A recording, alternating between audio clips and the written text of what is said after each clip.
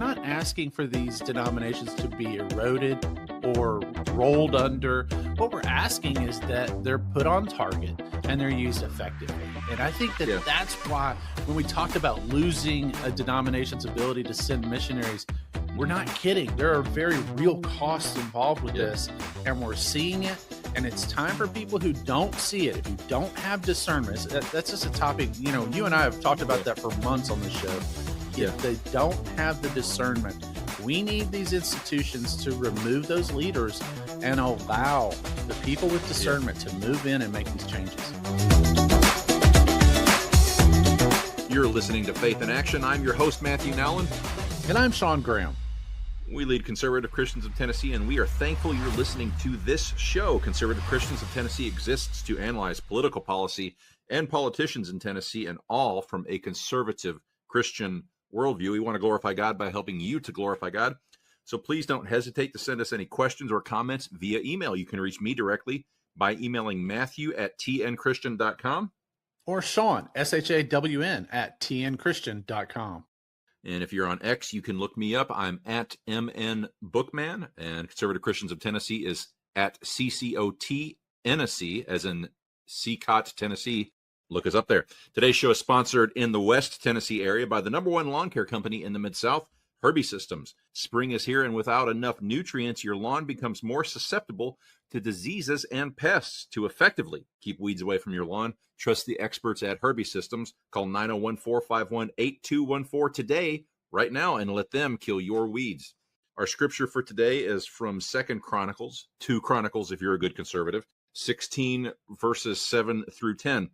And at that time, Hanani the seer came to Asa, king of Judah, and said unto him, because you have relied on the king of Syria and have not relied on the Lord your God, therefore the army of the king of Syria has escaped from your hand. Were the Ethiopians and the Lubim not a large army with very many chariots and horsemen? Yet because you relied on the Lord, he delivered them into your hand. For the eyes of the Lord run to and fro throughout the whole earth to show himself strong on behalf of those whose heart is loyal to him. In this you have done foolishly, therefore from now on you shall have wars. Then Asa was angry with the seer and put him in prison, for he was enraged at him because of this, and Asa oppressed some of the people at that time. We've reached the end of another legislative session in Tennessee. For good or bad, it was a terrible session, and it's over. 2025 session is done. We had a special session that was pretty bad. It was terrible. And we saw the regular session fly by at a record pace, and that too was bad. Shawn and I have been talking with some members of the General Assembly about coming on to talk with us about what happened in the next few weeks, and I really want to hear what they say. They'll have insights and be able to offer some intelligent recaps. There are things that we don't know that they know. So maybe it wasn't as bad as I think it is, but I doubt it. But listeners, we're thrilled that we're able to bring you a lot of voices from different people throughout the year. We're thankful for the testimony of Bot Radio. And when we reach out to elected officials and bring them on, there's a conversation between us and them, but really the great thing is to hear that they want to speak directly to you, and they know that you're a Christian audience, and they know this station is the heart of Christian radio in Tennessee, and it's great to hear that you're important to our representatives and our senators. But today we have several topics to cover. And again, the reality is that a lot has gone on in the national and regional political world just recently. Shawn and I could probably do a month's worth of shows on each of the topics we're going to talk about now. But we want to be brief. Good intentions and all that. And look where we find ourselves as we approach the summer months of 2025. So we're going to try to cover just 3 topics. The first is the state of the church in America. The second is the state of Tennessee politics. And the third is the state of our national politics in America. So, Shawn, let's go into the first one. Let's go straight there. By the way, are you doing well today, Shawn? I'm doing great. We survived the session. We're at the 100 days mark of the Trump administration, and we're watching things gear up for the summertime, man. What could be better than this? It's all crazy, right? The only thing that could be better is if some of the trials had started like a month earlier, then it would have been even better. Listeners, a little making of the sausage here. We always make a script and we talk about the talking points we want to do. I didn't even include the trials going on in Nashville. We just don't have time to talk about all the stuff that's going on. It's really been a packed spring. Yeah, it has, and it's like a sequence of squirrel releases that have happened that have just been designed to grab everybody's attention at just the right time, isn't it? Yeah. But, but okay, so the state of the church in America, we have really three subtopics there, Shawn. We want to talk about the PCUSA because that's kind of significant. That's a mainline withdrawal. They've recalled missionaries and they're reorganizing their effort. They've recalled their foreign missionaries, which it's ironic. Mm-hmm. They're doing it because they have to. We've called for a refocusing of things into local efforts in the United States, specifically Christian education, but they're definitely not doing that. What's happening there? Well, Matthew, we say it all the time. It's important for us to focus on the institutions and make sure that they don't falter, because if they falter, then we're going to lose the spread of the gospel through seminary or through, outreach efforts. And the reality is here with the PCUSA, it was the faltering and the falling away of their effectiveness that forced them to restructure their entire organization. And in doing so, they're having to put the foreign missions are actually falling under a different setting within their institution. And so they're not going to have the same focus on outreach and evangelism around the world. So when we say that if institutions fail, we're going to lose the spread of the gospel, we are not exaggerating it. We're actually seeing it happen right here and now with a major, denomination is proving us right. We don't want to see these institutions fail because the spread of the gospel is too important for us to get woke and then go broke. Yeah. Well, and man, there are plenty of institutions that I want to see fail, but I don't want to see good conservative institutions that have had good fruit recently fail. So yeah, we have to prune these trees that have good fruit. We have to fertilize them. But PCUSA has not been faithful to the gospel. No. By and large. So yeah, that's a fruitless tree that's falling, and maybe if some little church plants are strategic, they can slide some members in and use the building, right? It would be beautiful to see this become a resurgence that, finally lights the fire that shows them, hey, you know what?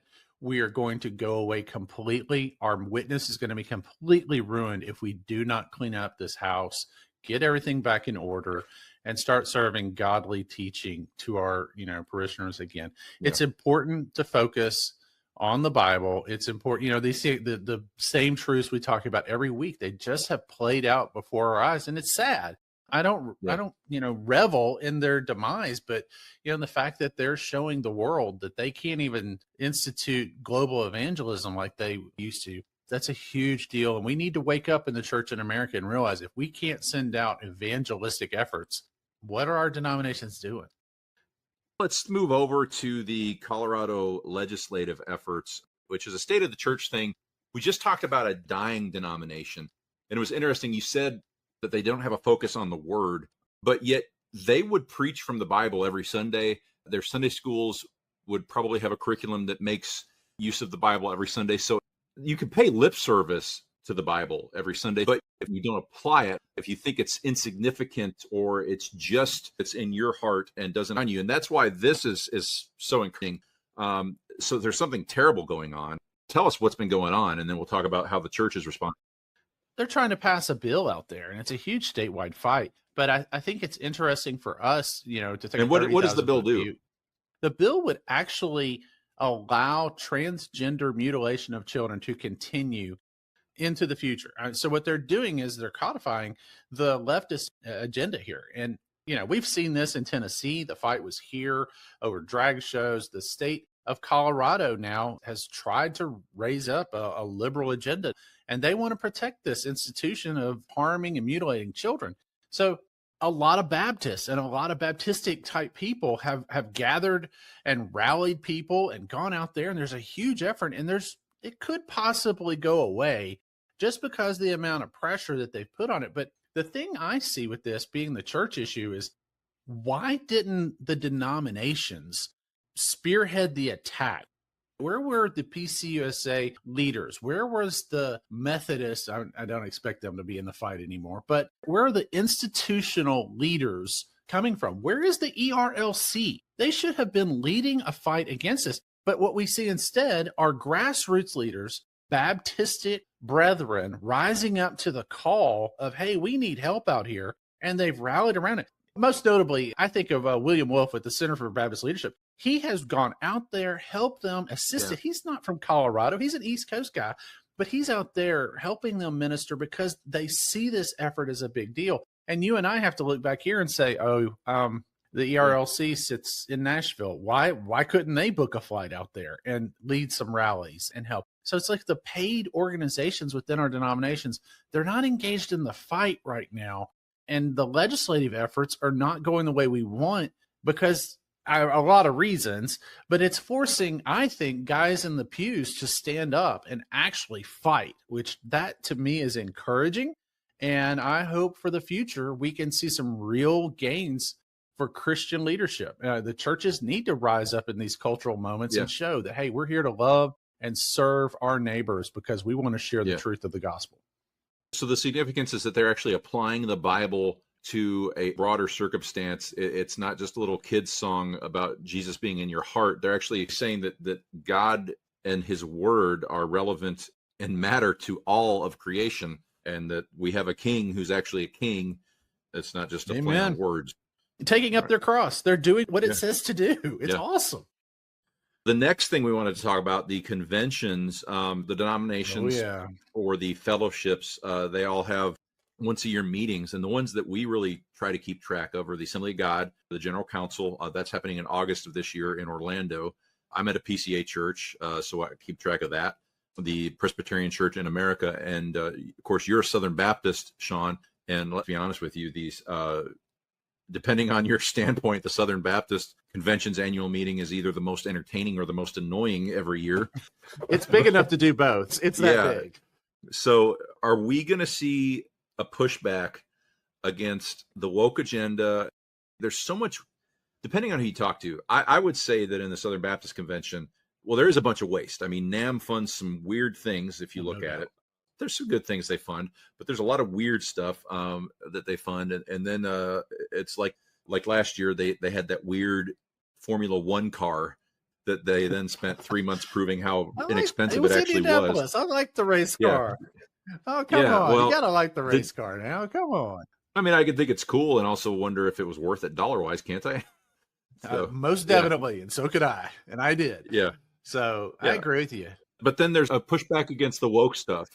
None of this is happening in a vacuum. None of these conventions are going to take place. These are all post-Trump election conventions. These will be the first ones.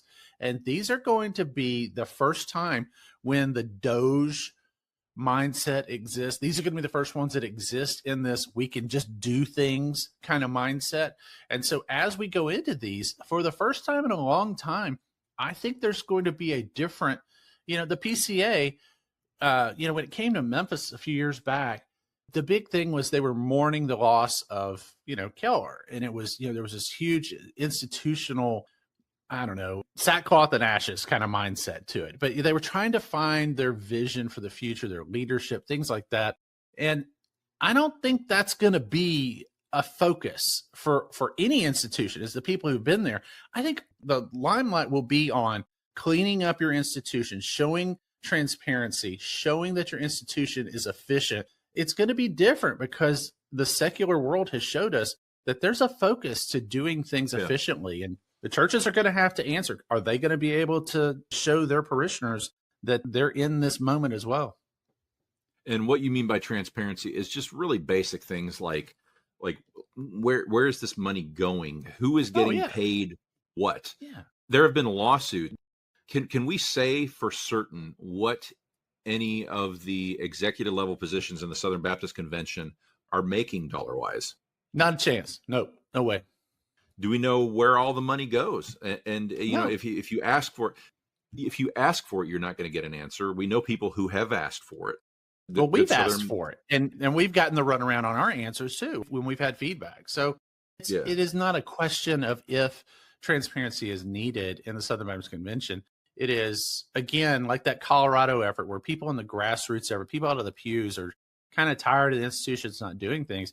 I think the conventions, whether you're Assembly of God, PCA, or Southern Baptist, if you're in leadership right now and you think that your convention's going to be, oh, we're just going to rubber stamp everything like before, you're fooling yourself, because the people who are coming in, they expect to be able to have a voice in these things, and they expect to be able to push things for real change, not just in name only. They're expecting to see something. It's a different age, I think, in the public arena.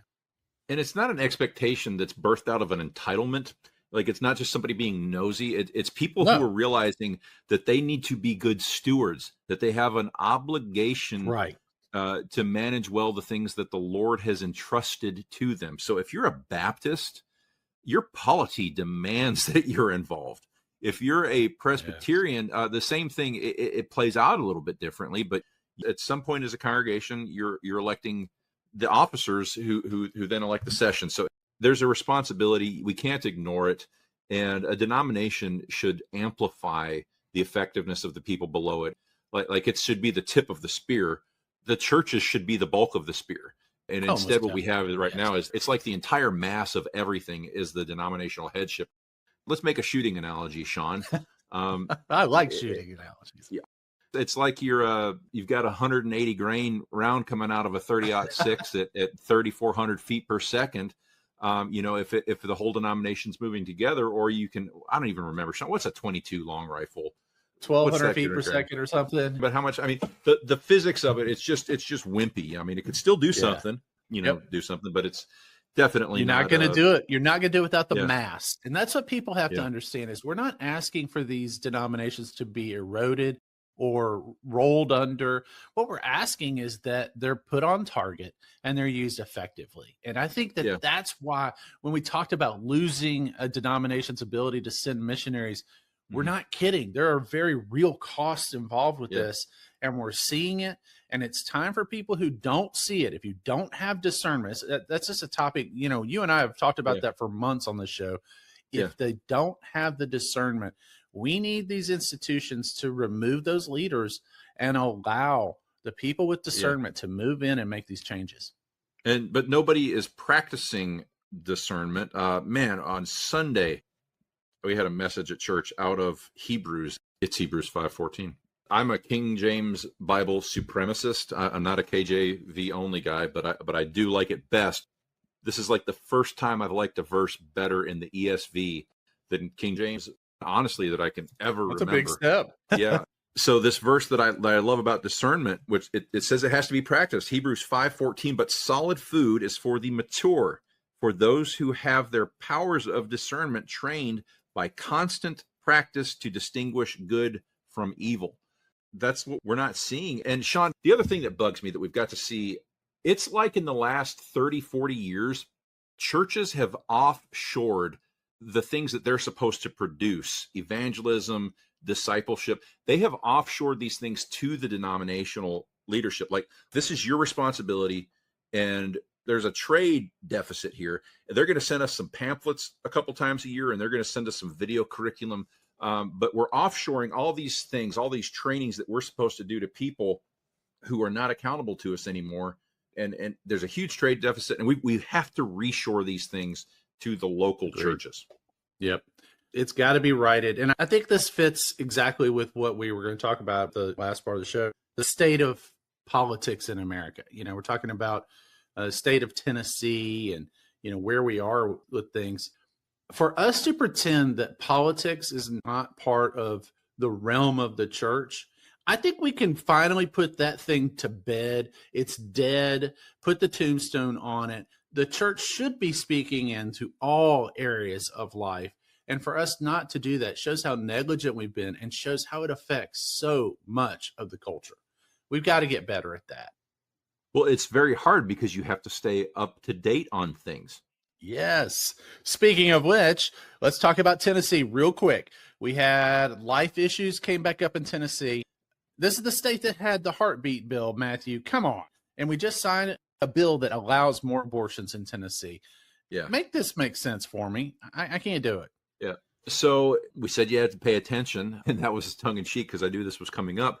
We had a bill go through. It sort of bushwhacked everybody because the lobbyists didn't see it coming.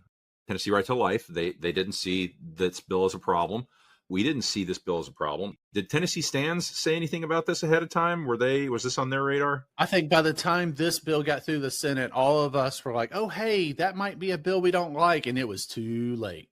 Yeah. So there was a bill, and it just makes it easier for people to get abortifacients. It like codifies a right. It doesn't essentially codify a right to abortifacients. So it would allow genetic testing and allow for abortions on those kind of things. There's just so many different exceptions that get allowed to it. So that's the problem. You're just opening the door. It's a Trojan horse bill. So for me, I mean, Matthew, I just want this to be very clear. We're supposed to be the right to life state, right? We're supposed to be the heartbeat bill state. And I think we need to get back to reality. In Tennessee, we've got more problems than just the life issue, but we're not as right on life as we thought we were. We also had a bill related to primaries in Tennessee. So primaries are still broken, and our primary elections are not closed. And the Republicans leadership that passed bills like 3 or 4 years ago, giving illegal aliens the right to get professional licenses, they didn't want to protect that border. They don't want to protect the border of the Republican Party. They want to allow anybody to come in, whether they're a Republican or not, and vote in Republican primaries. Is that an accurate summary? If you're not going to have to declare for what you're voting for, in other words, I'm going to declare as a Democrat, I'm going to declare as a Republican, then what you're doing is you're saying, I want Democrats to vote in Republican primaries. I want Republicans to vote in Democratic primaries. Until you close the loophole, it's just not an honest assessment of a primary system. So the people that are making these decisions and continuing to lie and say, oh, yeah, we're going to take care of that this session. We're definitely going to take care of this session. I've heard this for countless years now. Oh, we're going to take care of it. But it's not happening. Yeah, it's really funny to me that, like, we're Republicans. We're supposed to know that when Rush Limbaugh had Operation Chaos, that was taking advantage of a broken system, and we just codified Operation Chaos on ourselves. I love it. It's great. It's on ourselves. Yeah. All right. Operation Chaos, of course, being when Rush Limbaugh told Republicans to go vote in Democrat primaries, so they would select bad Democrat candidates that had no chance of winning or that had no chance of implementing the Democrat agenda. So let's go to the state of national politics in America, Shawn. We're 100 days into the Trump administration, approximately 100 days. Yeah. We made it. Seeing?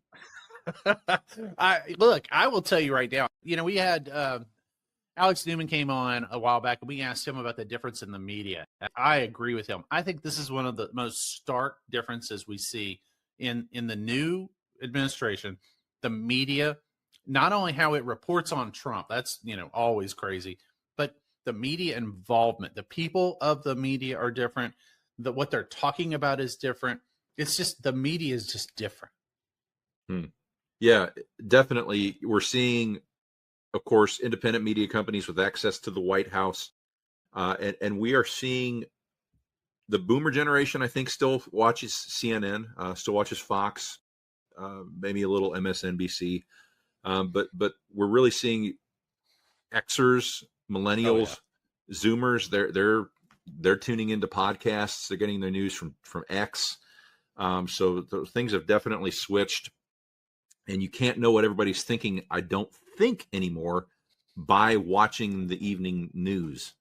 So we have different access. There's different messaging, and then of course all the big legacy companies are sizing down. Their size downs have accelerated. I mean, they really accelerated right before the new administration came in. It was like, wasn't that a turning point? Wasn't there huge layoffs at some of the big national guys? Yeah. I think you saw a lot of the media restructure and reorganize, and I think that goes also with what we're seeing in the government. The government itself is also being restructured and resized. Yeah, definitely. With a lot of the agencies. Remember send me the 5 things you did this week, the pulse check email. That's an email that's going to go down in history. That's going to be something that we look back on, and people talk about that because it's a historic moment of accountability for probably the first time in a long time in our bureaucracy. Yeah. And then we're also seeing lately, there are some protections for Christians coming in. And what we simply mean by that is that it's basically been ordered in the Trump administration that the hostility towards Christians from the government has to stop. Praise the Lord. How is awesome. And if you want to read more about that, I think, again, Center for Baptist Leadership, William Wolfe, I think he recently wrote a great article. So you can go over to centerforbaptistleadership.org, and you can look for that article by William Wolfe again. Shawn, we're out of time. I know. It was fun, though. There's so much going on. Praise the Lord. It's not all bad. Yeah. Well, folks, it's been a great conversation. Shawn and I, every once in a while, get to talk to each other and hear just our thoughts and our breakdown of what happened. But if you want to hear more on this or other topics from a Christian worldview, most of the episodes have actual authoritative guests. You can head on over to botradionetwork.com and search for Faith in Action. There we have links to over 5 years of past shows. You can listen to a wide range of guests sharing their wisdom about current events that affect Tennessee and the entire nation. So until next week, remember our favorite promise from the book of Exodus: the Lord shall reign forever and ever.